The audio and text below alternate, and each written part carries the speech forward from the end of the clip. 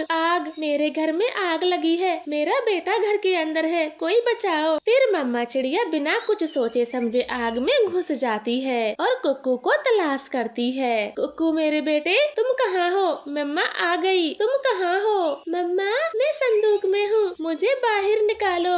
मम्मा चिड़िया तुरंत अपने बेटे को सीने से लगा के आग से बाहर निकालती है। वो एक ऊंचे पेड़ पर बैठ जाती है। मेरे भागे घर आते हैं। उनके घर में ना पिंजरा था और ना वो जल परी। गोरी तो चौंक जाती है। ले गई, जिस बात का डर था वही हुआ। चिड़िया ने हमें बुद्धू बनाया, वो जल परी लेकर भाग गई। कालू, अब हम धनी पक्षी कैसे बनेंगे? हमारी असली दौलत तो चिड़िया लेकर भाग गई। मम्मा मम्मा, मैंने चिड़िया आंटी का पीछा किया था, वो हमारी जल परी को लेकर बड़ी झील के पास गई है। अब तक तो चिड़िया ने जल परी को पानी में छोड़ दिया होगा। अपने बेटे की ये बात सुनकर दोनों और भी गुस्से में आ जाते हैं। जल परी तो चले गई, लेकिन अब छोटी चिड़िया को नहीं छोड़ूंगा। कहाँ है मेरा मछली काटने का बड़ा चाकू? उसी से कत्ल कर दूंगा चिड़िया का। कालू कौवा अपना चाकू उठाता है। फिर अपना चाकू साथ लेकर कालू गोरी चिड़िया के घर जाते हैं। चिड़िया का बच्चा कुक्कू घर में अकेला बैठा था। कौवे जोर जोर से दरवाजा पीटते हैं। छोटी चिड़िया, दरवाजा खोलो, अब तुम बच नहीं सकती। हमारी जल परी को लेकर भागी हो ना? दरवाजा खोलो, तुम्हें जिंदा नहीं छोड़ेंगे। कुक्कू डर जाता है, वो संदूक में छिप जाता है। तभी कालू कौवा दरवाजा तोड़ के घर में घुस जाता है। कालू, लगता है इस समय चिड़िया घर में नहीं है। तुम ये चिड़िया का घर ही जला दो, जला के राख कर दो। गोरी, घर तो मैं जला दूंगा, लेकिन मेरा गुस्सा शांत नहीं होगा तब तक चिड़िया और उसके बेटे को न मार दूं। उस चिड़िया ने हमारा बहुत भारी नुकसान किया है। ऐसे वो दोनों जालम कौवे चिड़िया के घर को आग लगा देते हैं और वहाँ से चिड़िया को ढूंढने चले जाते हैं। कुछ देर बाद चिड़िया अपने घर आती है। बच्चे, तुम ठीक तो हो ना? आग कैसे लगी? मम्मा मम्मा, ये आग कालू गोरी लगा के गए हैं। वो बहुत गुस्से में थे। कालू अंकल बड़ा चाकू लेकर आए थे। मैं संदूक में छुप गया और अपनी जान बचाई। अब आप चले यहाँ से, वो हमें जान से मार देंगे। नहीं बेटा, चुप हो जाओ, मैं कुछ नहीं होने दूंगी। कालू गोरी, तुम इतने बुरे होंगे मैंने कभी नहीं सोचा था। जरा से पैसों के लिए हमारी जान के पीछे पड़ जाओगे। मम्मा चले यहाँ से, कहीं दूर चले। अगर उन दोनों ने हमें देख लिया तो मार डालेंगे। इस तरह से चिड़िया अपने बेटे को लेकर छुपते छुपाते जंगल से बाहर चली जाती है। देर रात हो चुकी थी। चिड़िया उसी झील के पास एक पेड़ की खोखल में छुप जाती है। नहीं छोड़ूंगा, नहीं छोड़ूंगा। वो चिड़िया अपने बेटे को लेकर कहाँ भाग गई? मिल जाए तो कत्ल कर दूंगा। मेरे सोने के जेवर अब मैं कैसे खरीदूंगी? हार, झुमके, अंगूठी अब कौन खरीद के देगा मुझे? एक बार वो माँ बेटे सामने आ जाएं, मार मार के थोबड़ा बदल दूंगी। ऐसे वो दुष्ट कौवे बहुत गुस्से में थे। वो चिड़िया को देखते ही उसकी जान लेने वाले थे। चिड़िया भी अपने बेटे के साथ पूरी रात उस खोखल में ही बैठी रहती है। सुबह होते ही चिड़िया जब अपनी आंखें खोलती है तो उसके सामने जालम कालू गोरी चाकू लिए खड़े हुए थे। चिड़िया तो बहुत डर जाती है। कुक्कू अपनी मम्मा के पीछे छुप जाता है। तो यहाँ छुप के बैठी है, मेरा अंदाजा एकदम सही था। चल अब बाहर निकल।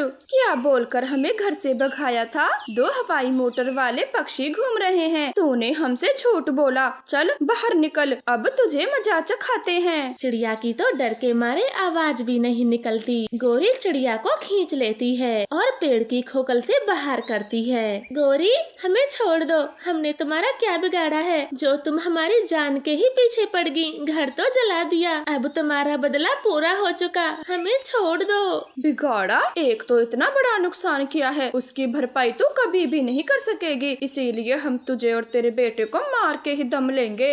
फिर जालम कौवा अपने बड़े चाकू से चिड़िया के पंख काट देता है। मम्मा, मेरी मम्मा को मत मारो, अच्छा ही होता उस दिन मैं मम्मा के पीछे न पड़ता, ना ही परी को देखने की जिद करता और ना उस जल परी को आजाद करने का बोलता। मेरी मम्मा को छोड़ दो। मरोगे, तुम भी ऐसे ही मरोगे जैसी तुम्हारी माँ मर रही है। असली जड़ तो तुम ही हो। कालू गौरी को तो जरा भी दया नहीं आ रही थी। वो दोनों माँ बेटे लगातार रोए जा रहे थे। तभी नन्ही जलपरी अपनी माँ के साथ बाहर आती है। वो कौवों से बोलती है, मम्मा ये कौवे वही हैं जो मुझे ले गए थे, और ये चिड़िया आंटी बहुत अच्छी हैं। ये मुझे इन बुरे कौवों से बचा कर लाई थी। मम्मा जलपरी को कौवे बहुत बुरे लग रहे थे। वो दोनों की गर्दन कस के पकड़ती है और पानी के अंदर ले जाती है। दोनों की तड़प तड़प के मौत हो जाती है और फिर उन्हें बाहर फेंक देती है। जलपरी, आपने मेरे बेटे को इन जालमों से बचाया, आपका बहुत बहुत धन्यवाद। अरे भोली चिड़िया, तुमने मेरी बेटी को बचाया और आपके तो पंख भी काट दिए इन जालमों ने। अब कैसे उड़ पाओगी, कैसे अपने बेटे का गुजारा कर पाओगी? परी जी, जो होना था वो हो गया, लेकिन मेरे बेटे की तो जान बच गई। अब जिंदा बच गई हूँ तो जैसे तैसे गुजारा कर ही लूंगी। आपका बहुत बहुत धन्यवाद। मम्मा चिड़िया ऐसे बोलती है। तभी नन्ही जलपरी अपनी मम्मा के कान में बोलती है और मम्मा जलपरी अपने सुंदर पंख चिड़िया को लगा देती है। ये देखकर चिड़िया कुकू बहुत खुश होते हैं। अपने नए पंख देखकर चिड़िया तो बहुत खुश होती है। प्यारे दोस्तों, इस कहानी को लाइक सब्सक्राइब करना ना भूलें। आपका धन्यवाद। दूर किसी जंगल में दो चिड़िया भाइयों का परिवार रहता था। अपनी अपनी शादी के बाद वो अलग अलग घर बना लेते हैं, लेकिन अचानक से बड़े भाई की मौत हो जाती है। कबूतर भाई, मेरे पति को क्या हुआ? कैसे ये पानी में गिरे? रानो बहन, मैं तो अपने खेतों से आ रहा था, तभी मैंने देखा टुन्नू पानी में गिरा पड़ा है, मगर अफसोस ये उस समय मर चुका था। मुझे तो लगता है कल भाई साहब जी ने ज्यादा शराब पी ली और नशे की हालत में कुंडी में गिर गए। रानो भाभी, हम दोनों आपके साथ हैं। आज से खेतों का सारा काम मैं क्या करूँगा। इस तरह से छोटा भाई अपने बड़े भाई के काम को संभाल लेता है। टुन्नू चिड़े की पत्नी रानो चिड़िया बहुत भोली थी, तो वहीं छोटे भाई की पत्नी बहुत चालाक। सुनिए जी, आप कब से भाई साहब के खेतों में काम करते हो और वो दोनों माँ बेटी महारानियों की तरह घर में रहती हैं? अच्छा तो मुझे भी नहीं लगता, मगर ये काम मैं अपने लिए कर रहा हूँ। वो टुन्नू तो मर गया है और भाभी का क्या है, वो भी बूढ़ी होकर जल्दी ही मर जाएगी, तो ये पूरा खेत खलियान हमारा होगा। हम दोनों और हमारे बेटे राज करेंगे, राज। बड़े आए राज करने वाले। उसकी एक बेटी भी तो है और बहुत जल्द उसकी शादी हो रही है। वो और उसका पति सब संभाल लेंगे और तुम्हें फूटी कौड़ी भी नहीं मिलेगी। क्या कहा? शादी? लेकिन इतनी जल्दी? ऐसे मोनू चिड़ा भागा भागा रानो के घर जाता है। रानो भाभी, मैं ये क्या सुन रहा हूँ, आप टूनी बिटिया की शादी कर रही हो? हाँ मोनू, अच्छे परिवार से रिश्ता आया है तो मैंने भी हाँ कर दिया। और तुम कब तक हमारे खेतों का काम करोगे? एक बार शादी हो गई तो टोनी का पति सारा काम संभाल लेगा, फिर तुम्हें भी फुर्सत मिलेगी। लेकिन भाभी, इतनी जल्दी? एक बार मुझे बता तो दिया होता, लड़के पक्षी की मैं पूरी छानबीन कर लेता। अरे मोनू, आप ज्यादा चिंता ना करो। अपनी पड़ोस की गौरी का भी ये रिश्ता करवा रही है और बहुत अच्छे पक्षी हैं। बस मैं ये शादी जल्द से जल्द करना चाहती हूँ। शादी की बात सुनकर मोनू चिड़ा अंदर ही अंदर जल रहा था।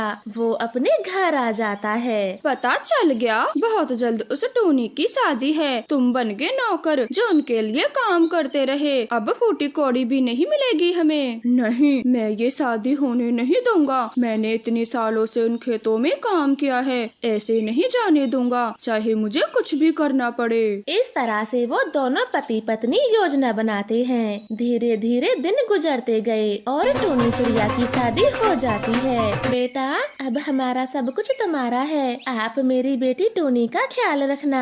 माँ जी, मैं टोनी का पूरा ख्याल रखूंगा, उसे कभी भी किसी चीज की कमी नहीं होने दूंगा। रानू भाभी, मैं क्या बोलता हूँ, जाने से पहले दामाद जी को खेतों को दिखा लाएं। आखिर सारे खेतों की देखभाल इन्हें ही करनी है। ठीक है, जाओ बेटे, ये आपके चाचा जी हैं। आप इनके साथ हमारे खेतों पर चले जाओ। फिर चाचा चिड़िया टोनी के पति को अपने साथ ले जाता है। बेटे ये देखो, जहाँ तक मेरा पंख है वहाँ तक के सारे खेत अपने ही हैं और एक बड़ा बाग भी है। चलो मैं उसके मीठे मीठे फल खिलाता हूँ तुम्हें। ऐसे चाचा चिड़िया पिंटू को बाग भी ले जाता है और उसे एक अनार पेड़ से खाने को देता है। नहीं नहीं चाचा जी, इस समय मेरा पेट भरा हुआ है, मैं कुछ भी नहीं खा पाऊंगा।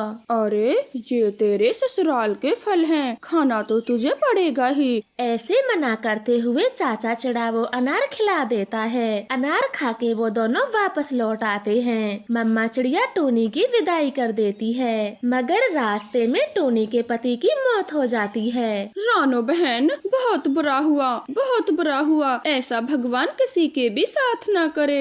रानो भाभी, टूनी